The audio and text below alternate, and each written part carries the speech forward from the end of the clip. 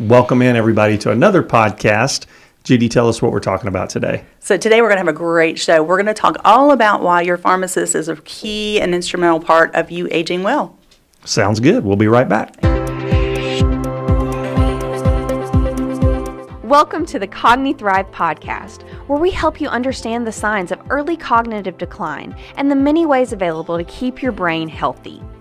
Judi Pritchard is a certified cognitive coach with more than 30 years of experience, and her company, Cogni-Thrive, provides comprehensive tools to support cognitive resilience as you age. Join Judi and her husband Philip as they continue to spread the message that dementia is not definite. All right, welcome back in, everybody. Judi, tell us who we have in studio today, a special guest. Absolutely. Everyone, I want to introduce you to Anna Wertheim. She is the managing pharmacist here at Brookler Pharmacy in Alabaster. Welcome, Anna. We're so excited you're here. Thank you so much for asking me. You're a brave soul for joining this little thing we've got going here. It is fantastic. It's wonderful. Anna's getting broken into the real world of podcasting. Yes. So thank you for coming. You're welcome. You're welcome. It's my pleasure.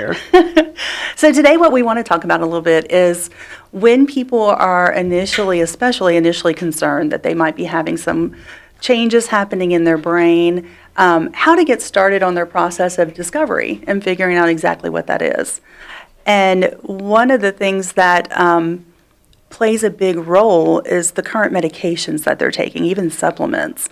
And so I always ask my clients, one of the first things to do is go to their local pharmacist and talk to them about reviewing everything that they're taking, whether it's supplements or whether it's prescriptions, and just see, are there any medications that could be causing any kind of problems with cognition or memory or alertness?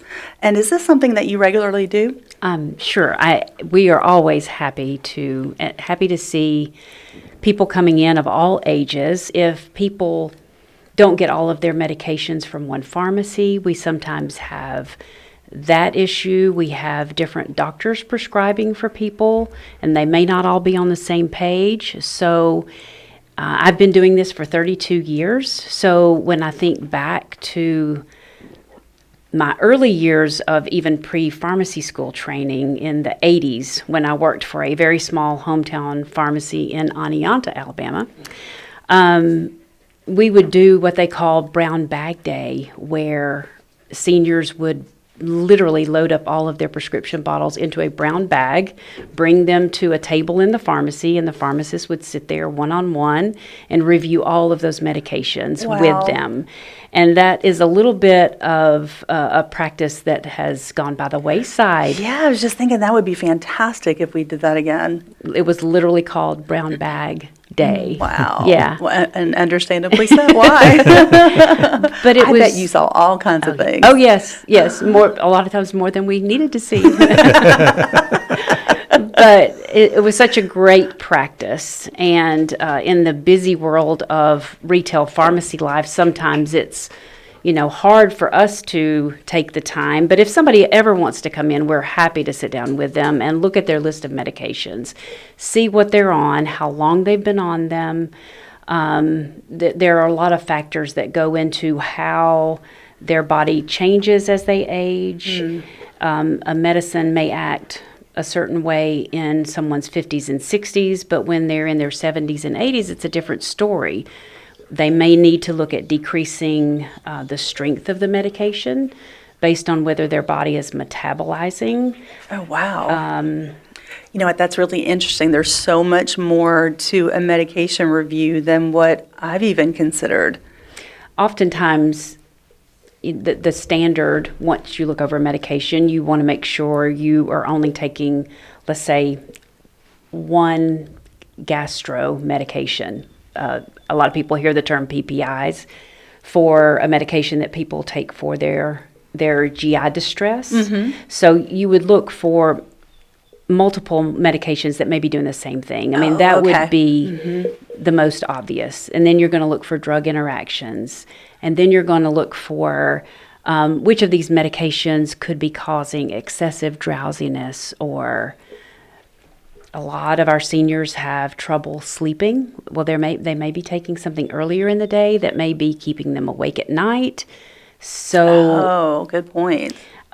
we find a lot of times people will go to the doctor and have a complaint that truly, if you looked hard enough, it might just be a side effect of a different medication that they're taking.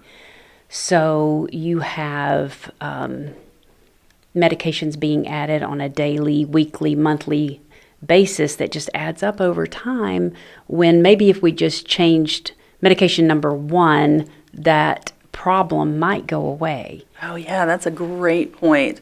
And that's when I talk to my clients about it, I want them to have that conversation to look for anything that might have a side effect that's related to alertness or memory or cognition in general. But all the things you're listing are so many more aspects that I don't even think about on a regular basis. So are there medications that at a certain point, maybe we don't need any longer as long as we're aging? Definitely. Really? Definitely. There are a few categories of medications that we would want to look at and speak to the physician about. But also, as we age and our metabolism changes, certain medications build up in the body. So if you're talking about one of those that does affect alertness or memory or cognition, that is going to be a more profound side effect of that medication, because it's staying in the body longer and not being excreted like it used to. Wow, interesting. So, and I'm just going to add a little PSA side note here for everyone. So when, don't stop medications, just from this podcast, don't stop medications. Even once you talk to your pharmacist, we don't want you to go and just automatically stop them. We want you to involve your physician. Absolutely, absolutely. So just to get that commercial out of the Yeah. way, make sure Yeah. everyone understands that. But and if we were to be having that conversation, we would definitely say, why don't we talk to the physician? absolutely. And that's usually what I instruct them to, is like, not that I want you to stop anything right away, but what are some of the common classes of medications that may have a side effect that is cognitively related? One of the medications that in this day and age is growing is the anti-anxiety. There's a huge class of medications called benzodiazepines, and they often have great benefit, but they do have a lot of difficult side effects, and for the elderly can cause drowsiness, stumbling, falls. We have to watch out for, and that is one of the main medications that we are watching for for problems down the road. And I know when it comes down to it, there are times where you have to figure out what's the benefit, what's the pros and cons, basically, of the medication, if there's not an alternative. But in a lot of cases, there are alternatives, aren't there? Exactly. Yeah. Exactly. In this day and age especially, people like to give Big Pharma a hard time, a lot of times because of cost of medications, but there's a lot of research and a lot of new medications that are working well and don't have all the same problems associated with them. That's the exciting thing, because I think a lot of times we, just like anything else, you get into just automatically using something you're accustomed to or used to when you don't necessarily know all the newest and latest things that are coming out. But pharmacists typically do. They know when new medications are coming out. Typically, and we can try to make Great. those suggestions. That's great. Again, to take back to their physician and see if that's something they could try out. Exactly. Yeah, and we even recently did this with Phil with some of the medication he was on, because it was a, what was the medication? Or what was it? It was for reflux? For reflux. Yeah. And we were able to switch him out to something different because long-term use of it had a cognitive side effect. And the physician was great to work with us on it. So that wasn't a problem at all. But that's even to say, even if you're not having any cognitive issues, you should do this on a regular basis, shouldn't you? Absolutely. Review all of your medications with your pharmacist, with your physician. And one of the other issues that we run into sometimes is we will get a phone call from the ER or from a facility where somebody has had to go and they don't know their medications. So what we've been trying to suggest recently is to make sure you have all of your medications written on, let's say, an index card and put in your wallet and keep with you at all times. That's a great idea. Not to be negative Nelly, and I have a picture of all mine. I literally this week I had to go with a follow-up visit to my cardiologist, and they're like, "We need your meds." So I lined them all up, took a picture. I said, because I don't want to write it wrong. right. So Yeah. technology's there. But if you can't speak for yourself, who is? That's right. Does everybody have your phone code, Phil? Yeah, no. Okay. And what is that? I'd be like, honey, you're going to have to, I wouldn't tell her anything, so I'd be just laying there, right? But that's a really good point. It is. I do remember going through that with my parents, but because we always had their list, and I just knew it was always in my wallet, and so I do get that a lot. So Yeah. great idea. Super important. Definitely. And then do they, what's the best way to get in contact with, like, do pharmacists typically have, you schedule an appointment to have this done, or how does that usually work? If someone wanted to come, do they just come in the door and say, hey, do you have time to do this? So a lot of ways that could happen. For us, we are very fortunate to be an independently owned pharmacy, and we do have a lot of flexibility when we do have overlap of pharmacists, but it is always great to make an appointment. And then that way we can arrange our day around that so that we have plenty of time. We have a table downstairs that we try to use for those times and functions. So, yeah. Is Great. that something where someone could send you their list ahead of time and say, hey, here's what I'm on. Can you just look at it? And then when they come in, you're kind of ready to go? Or Absolutely. Absolutely. So what if they use different pharmacists, different pharmacies? Well, Or- polypharmacy is a major issue that we have studied for 15 to 20 or more years, probably. More an issue now because there are days when your given pharmacy may not be open. Some of the bigger chains have longer hours, and people have to use different pharmacies. But we encourage people to use the same pharmacy if at all possible. Right. And then if you do have to go to another pharmacy for one or two prescriptions for whatever reason, sometimes insurance companies have better benefit at different pharmacies. So we do try to encourage people to let us know what other medications they might be on. So there's not like a all-encompassing something on the cloud where pharmacists can tap into all the medications they're on, nothing like that? No. Okay. You should create that. Not with pharmacies data. That is my thing. So that's one thing for people to keep in mind, especially if you are, if you're a child, an adult child, and your parents are aging, and you may want to have some conversations with them initially around, let's just make sure we're on the same page and we know where your list of medications is. Heaven forbid if something happened, I know where to get it, so we make sure no whoopses happen. If you do have to go into the hospital or whatever, we have your list ready. Absolutely. Absolutely. We do get calls all the time from emergency rooms where somebody presents and they don't remember their medications, or they can't speak for themselves, and the family member doesn't know. They call and ask for a med list to be faxed over. Mm-hmm. So that happens quite frequently, honestly. Which is okay if they only use one pharmacy. But Correct. if they use multiples and the kids don't know or the ER doesn't know, that could be problematic. It could be. It could be. Wow. Yeah, that's something to think about. We've even considered making a wallet pre-form of some sort, which That's a great idea. would probably be good. Absolutely. But it's still going to come down to the user actually filling that out, and Correct. Yeah. You're right. you're only as good as the user.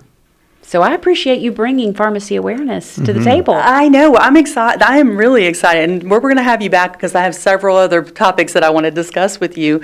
But before we do, we talked a little bit about some of the classes of medications that could lead to cognitive. Let's talk about sleep medications.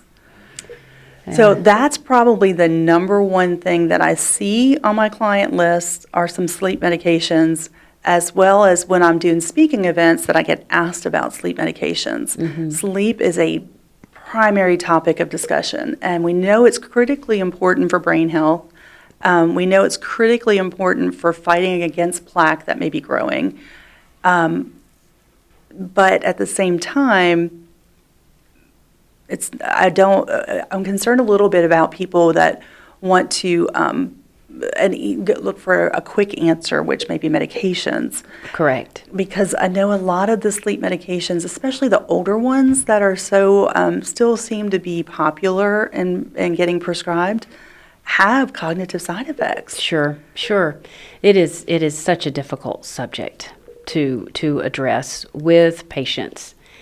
And so in your profession, do they, around this topic, do they talk about the term sleep hygiene? We do. Okay. Yes, we talk about that a lot. Okay. Yes. Because that has been a huge topic for pharmacists continuing education, for us to try to convey to patients as well. Let's have good habits around the bedtime routine to help that, so that you don't have to take the medication, because they are full of side effects that are very disconcerting. And even for people who aren't elderly or are not suffering with cognitive decline, a lot of them are dangerous, to be honest. No, I completely agree with you. But there are new sleep medications coming out, aren't there, that don't have as many cognitive side effects? Have you heard of any of those? I haven't heard of any new ones recently, but it doesn't mean they're not right around the corner. Right. Like I said, because research is progressing, and hopefully we'll have some. And if anybody out there is listening and you know of one, let us know, because we definitely will research it for sure, because we need to find something. And if you work in the pharma world, please create us a sleep medication that does not have a cognitive side effect. Yeah. That's critically important. Let's talk about supplements. Along the lines of sleep, melatonin. What are your thoughts around melatonin? I think it is a natural replacement and is good to a certain extent. A lot of times, though, people build up a little bit of a tolerance to it, from my experience, and just have to keep taking more and more, and then feel like it doesn't work within a year. Interesting. That's a very good point, too. I've read that it's good for intermittent short-term use. That makes perfect sense. If you're going on a trip, let's use it for a week until you get into a better routine. Stop, have it there, but try not to take it every day.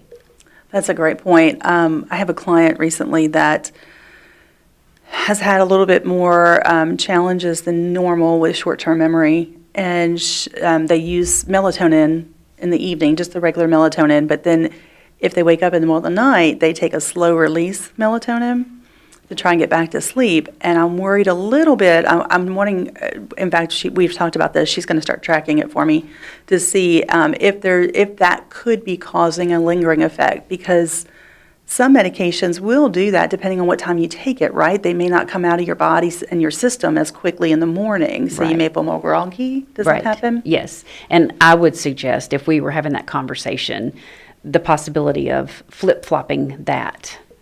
Take the extended release before bed, and then if you wake up during the night, then take the immediate release at that point, and then probably would not be so groggy the next day. Oh, that's a great idea. See? You're a genius. There's just so many reasons why you need to join us on a regular basis. You're so funny. Genius. Can I tuck that one away for future use? Absolutely. Look, we put it here and we're putting it out there in the world, in podcast world. That's hysterical. That's hysterical. What other supplements should people be aware of, or any kind of interactions? Do supplements cause interactions with prescription meds? They absolutely can. Really? And we just need to review them on a one-on-one basis. Oh, that's great. That's a great point. Yeah. So when they're bringing you the list of prescriptions they have, they should also include all the supplements. 100%. Excellent. 100%. Some people don't realize that in the vitamin world, there are 4 that are not water soluble, and you can accumulate too much. Oh. Vitamins D, E, A, and K are ones that we always want to look out for, that you can get too much, and sometimes people suffer from too much vitamin D. The majority of Americans don't have enough, so Right. I don't want to scare anybody Sure. by that comment. Sure. But it is important to realize that the over-the-counter, let's say 5,000 unit capsule a day, for most people would wind up being too much. Oh, interesting. Yeah. So anyway, just I remember when COVID was rampant, I was taking vitamin D and all these things, and did some research because I was having just dull headaches all the time. And I started researching it, and I kind of weaned it down to it was probably too much vitamin D. Absolutely. And so I haven't taken it since, but I was like, okay. But So that's very good information. Until you experience it, Yeah. you don't think too much about it. Right. Yeah. Well, and that's one thing that another thing we do with our clients is I ask them to get their labs. And before they start taking a lot of any kind of extra supplements, and a lot of times people will hear out there that different additives or supplements help with brain health. And or they'll hear something around magnesium or zinc, and not saying that any of those are bad, but you don't want to overdo it. And so I ask them first, get your levels first, so we see, are you low in those? Because if you're not, taking too much may have counterintuitive effects for you. Exactly. Yeah. And a lot of those, the magnesium, the potassium, a lot of times, depending on if you're a cardiac patient or not, we have to be very careful with. Excellent point. Excellent point. Yeah. Great. Okay. Anything else you'd like to add in? So wait, before we start wrapping up, I got to get back to this sleep hygiene thing. So does this mean I've got to brush my teeth every single night? Oh, Lord. I mean, no, I'm being serious. I mean, I know you should brush your teeth every night. Tell me what you're talking about, like no phone for a certain amount of time. Correct. Talk a little bit about that. Sleep hygiene involves several different activities around bedtime. You don't want to have a lot of screen activity right before you go to sleep. And I have not done that continuing education in a while, so I would really have to think about it. I mean, no caffeine past a certain time of day, and you have to learn your body and know how much you can tolerate and how much you can't. I mean, I could probably drink a cup of caffeinated coffee and still go to sleep. So Same here. Yeah. it just depends on you. Yeah. But if you're having trouble sleeping, things like screen time right before bed, you never want to carry an iPad or a telephone to bed with you. Right. And yes, brush your teeth before bed. But I know from things that we cover usually is alcohol can interrupt your sleep, heavy meals later at night, sugar later at night, and caffeine, Right. like you say. Yeah. Definitely the screen time. Exercising in the evening also will pump you up and give you a lot of energy, so may disrupt your sleep pattern. And sometimes what I find too is that people feel like they need more sleep than what they necessarily do. So if they may be getting 7 hours of sleep, but feel like they need to have 9 or 10 just because they've heard that that's what you should have. Right. And really, they may only need 7 or 8. So sometimes it's just an awareness of how well you are sleeping. Right. And are you getting interrupted, or are you sleeping? Is your dog sleeping with you and waking you up 3 times a night? Right, Those right. kind of things. Exactly. Absolutely. Well, good. Cool. Anything else? I don't think so. Anna, thank you so much for joining Oh, us. of And we are course. definitely going to have you back if you will come back. Absolutely. This is fun. It's great to Excellent. learn. Thank And you. yes, any awareness that we can help with as far as prescriptions and the pharmacy world and the difficulties of things like different pharmacies being used, different doctors, and not everybody being on the same page are so important. So thank you for bringing awareness to it. Absolutely. Well, so you'll come back again? Absolutely. Excellent. Thank you so much, Anna. You're so welcome. Thank you both. All right, guys, thanks for tuning in. Be sure to subscribe to our podcast, watch us on YouTube, listen on all your favorite podcast platforms. If you need Judi to speak to your group, she's there. Anna will probably come speak to your group too, right? Absolutely. Would love to do that. And hey, I think the most important message from today's podcast is you still have to be proactive. You have to take 100%. control of what's going on with your meds and with your doctors, because nobody can read your mind. So tune in for the next one. Thanks, guys. Thanks, Thank everyone. you. Sounds great. Thank you for listening, and remember, we are not physicians, and you should always consult your doctor about what treatment is best for you. Please visit www.cogni-thrive.com to learn more about our services or to book Judi to speak at your next event.